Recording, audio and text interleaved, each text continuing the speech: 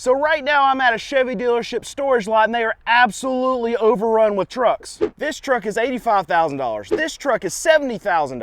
GM just reported their earnings and the stock market absolutely hated them. And really what the stock market is doing is looking through all the numbers and seeing that we have a massive, massive hard road ahead of us for GM, for all of these automakers right now. I mean, this is the high country, so I think this is one of, if not the highest trim. And what are you paying? $90,000, $90,000. So one of the problems that GM cited was that in the second half of this year, this is looking forward for them, is that the commodity prices that they're going to have to need to build a lot of these vehicles are going to go up. So this is a factor of inflation. They think that the prices are going to go up from here and it's going to cost them more money to build their vehicles. All right, let's go check over here. Suburbans, Tahoe. Actually, I think they're all Tahoe. This one's definitely a Tahoe.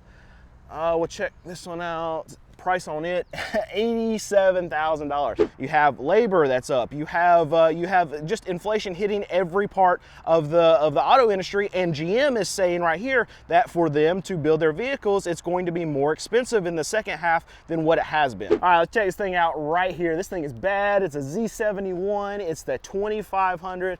This is the one you go to work in. Let's see the price on it. And it's $63,000. I was actually expecting a lot more. $63,000 is not cheap, but this is not as much as I thought it was going to be. 6.6 liter, big boy. So GM just reported their earnings and really their numbers were good. And as soon as their numbers came out, their stock went up. But as the stock market started to dissect what GM's future outlook was, the stock absolutely tanked. And here we go. Here's probably the biggest problem for the future outlook of GM. And that is their EV space. And what they really said on this call is, okay, EVs don't make money. Gas cars do. And that's why they're going to push more production into all these gas vehicles. And they've been reducing production on the EV side. And just to further lean into that, the CEO even on the call said that their EV goals, which what they had as far as production numbers, deliveries or whatever, she said it was heavily in doubt that they would actually meet any of these goals. And didn't see her during the call. I would assume she might have been smiling a little bit when she said this. Look, she would be more than happy not to meet these delivery numbers. I know maybe the stock market doesn't like that, but as far as her earnings numbers and the actual profits that she's going to turn out, the fewer EVs that they make, the fewer EV deliveries they make, the more money they're going to make. All right, here's another Z71. I think I'm gravitating to the gray trucks right now. I like black. I like black. The car I'm driving right now is black, but this just looks a little bit more mean, and it might be because of the two-tone on the hood. I don't know. I like it. I like this this design. And $62,000. That's what you're gonna pay for this. Oh, look, check this out. It looks like it should be like a full option truck. Let's look at this. Look at this. So if you see this going down the road, you feel like this is like a fully loaded truck. And it's not. It's not. That's interesting that they would go that route. See, it's just the third seat that just folds down. It doesn't have a full center console. It's got a small screen in it. That's interesting. That's why you're seeing the price of $62,000 and not what I would expect when I see the front end of this truck. This looks like an $80,000 truck when I've been walking around looking at the rest of these trucks, looking at the rest of this market. But it's because they actually they cut some corners on the trim on the inside, but they still made the outside of the truck look like it's an upper level trim truck. I like that about GM. Another expense that GM is going to have that's going to be greater in the second half than was in the first half is their ad spend. And they said that they're going to be spending $400 million more in the second half. But this is actually less than what they spent last year. But really the cause for this ad spend is because they're going to have new models coming out and they have to spend money to advertise these new models, get people excited about them, and get people to dealers to actually buy them. Here's the problem though. You have dealers that still have tons and tons and tons of trucks that are sitting on their lot right now. So if they're thinking about not spending as much on advertising their product this year than they did last year, well, the dealers are in worse shape this year than they were last year. So I feel like the ad spend they're being optimistic about this. I think that they're going to have to market their vehicles more than what they did last year because these dealers need them to do so to be able to sell more vehicles. And really, at the end of the day, GM needs these dealers to sell more of these trucks so they can send them more. The consumer is not GM's customer, right? It's these dealers, and if the dealers can't move the metal, they can't move all these trucks that are right here behind me, then they're going to have to turn down allocations. They turn down allocations, GM makes less money. All right, now here's the one I would assume that's fully loaded. This is a Z71. It's a 2500 HD. Another get to work truck. Let's squeeze under here. Yeah, here we go.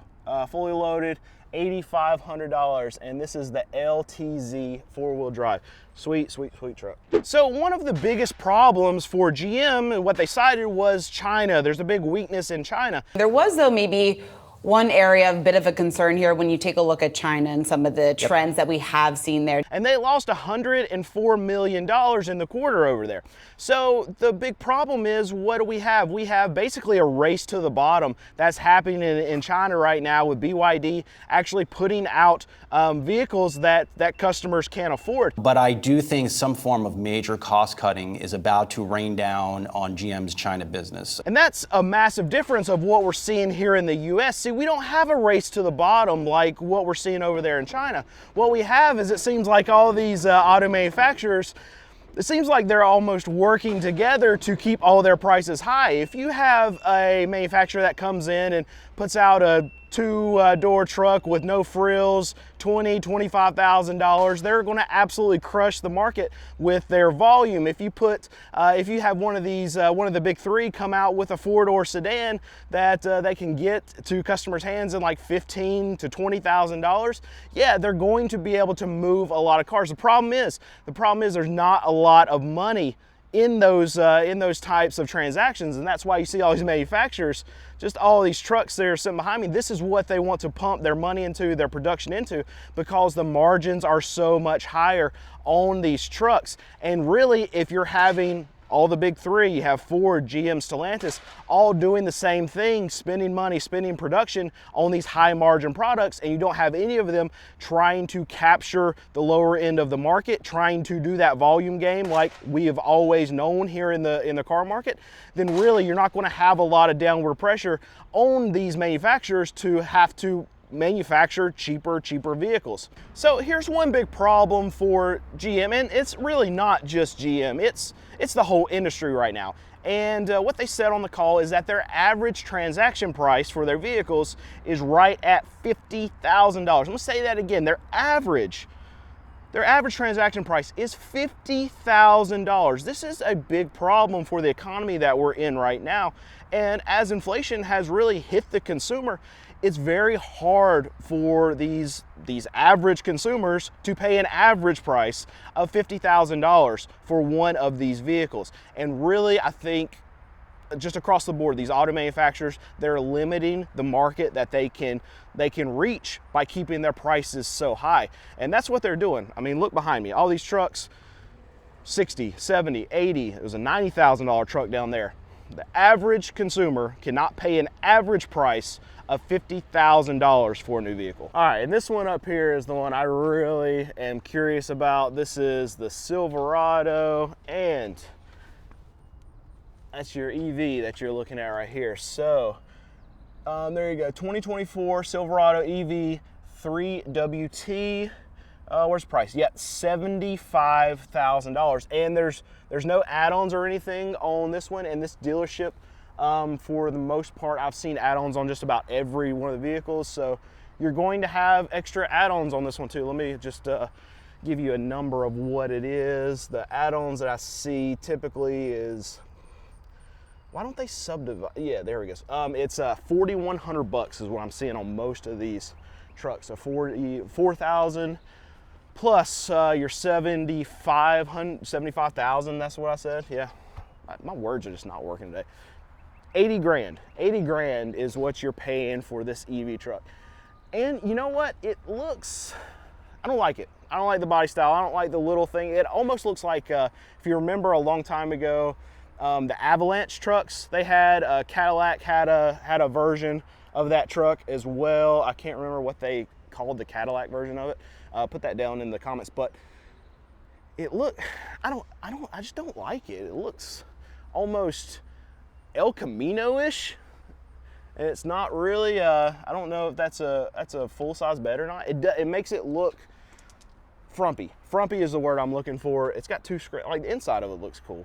But I actually think the F-150, the Lightning, and I have tons and tons of criticism over the Lightning, but I think the Lightning looks better than this truck. They have limited the amount of EV production that they're putting out. They set a goal, and you know what? They could have met the goal, but they're leaning into high margin. They're leaning into things that actually make them money and not leaning into things that don't make them money. So this is something that's going to be interesting to watch going forward, as we're seeing Ford lean into EVs and absolutely hemorrhage money.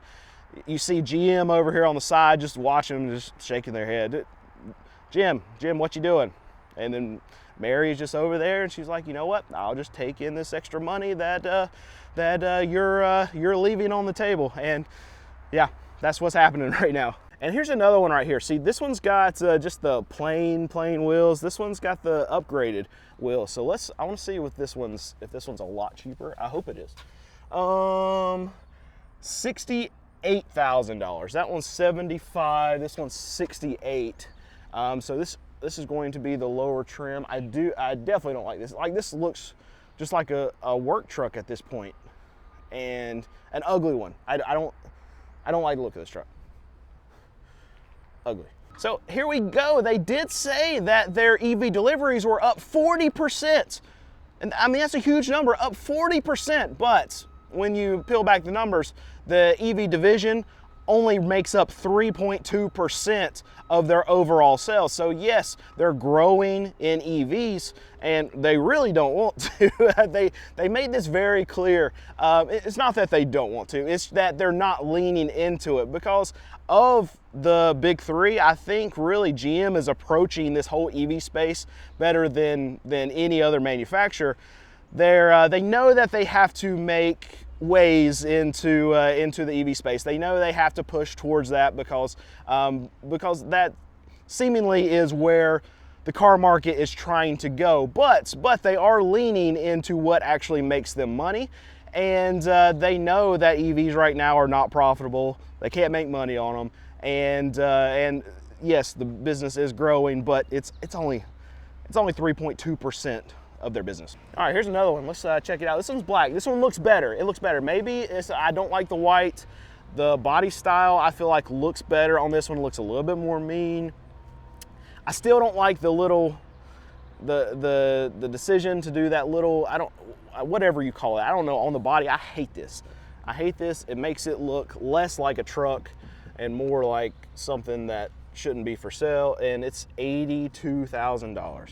$82,000. And this thing, while it's better than the white, I still think it's an ugly truck. So notice what you don't see on this whole line of storage vehicles right here. You don't see one small four-door sedan, something that's affordable. I know we have the Chevy Trax, and guess what? Those have been selling like crazy because they're actually at an affordable price point. But outside of that, you're not seeing a lot come from GM. You're not seeing a lot of that come from Ford, Stellantis, and this is a big problem. This is a big problem for these auto manufacturers going forward. Let's say the economy gets a little worse than what it is right now. Let's say inflation stays high, or even worse, ticks up just a little bit.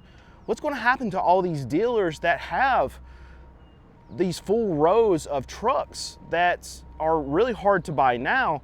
If it gets a little bit worse, there's going to be absolute disaster for one, the dealers, and then when the dealers start feeling it even worse than they're feeling it right now, then it's absolute disaster for these auto manufacturers. And we're starting to see the turn already in these quarters. All three of the big three, they released their earnings. GM had the best numbers of the three, but the other two, bad numbers. All of the stocks sold off like crazy. And this is, in my opinion, just the beginning of really the turning point of when dealers are turning down allocations. So let's just throw in, okay, let's say if it gets just a little bit worse, like all these stocks have already cratered. They crashed, all 3 of them. If it gets a little bit worse, dealers turn down a little bit more allocations. It's bad. It's bad. So right now I am in a GM just released their earnings, and they were Chevy dealership storage location, storage lot. As soon as the numbers printed, the numbers were good, but as soon as